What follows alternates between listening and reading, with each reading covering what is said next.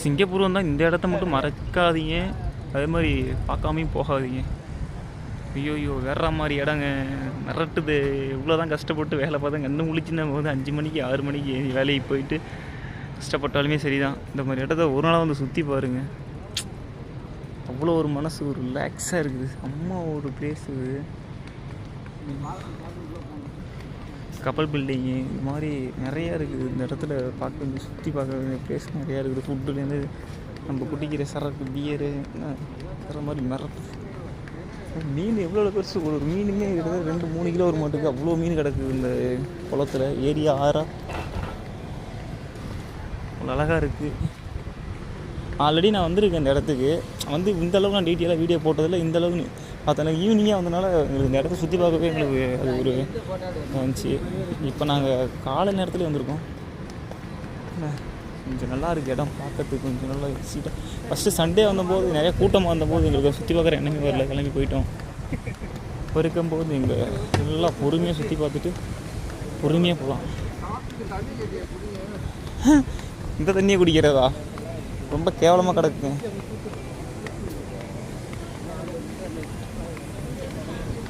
அங்கே தான் பில்டிங் கட்டிகிட்டு இருக்கிறாங்க, கொஞ்சம் கொஞ்சமாக எழும்பிட்டு இருக்குது. வேலை வேலை இருக்குதுங்களா, மொட்டையாக நிற்கிது.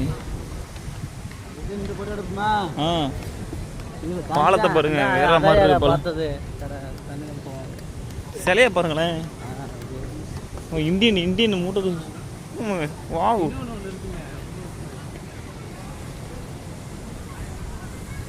வேற மாதிரி இருக்குது. நம்ம வந்து இந்தியன் ஸ்டைலில்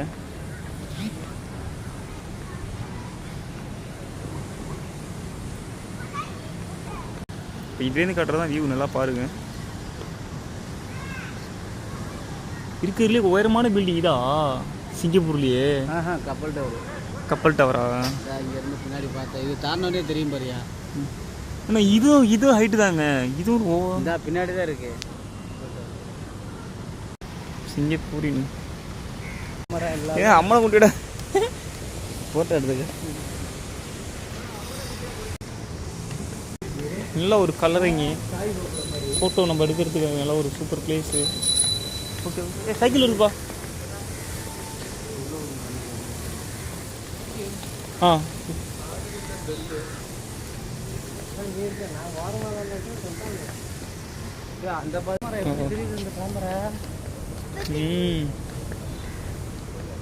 பில்டிங்லாம் ஒன்றும் மிரட்டி வச்சுருக்கானோ. கப்பல் பில்டிங் தெரியுதுங்களா? அவங்களே லைட்டாக ஒரு ஒராசிக்கு தெரியும்.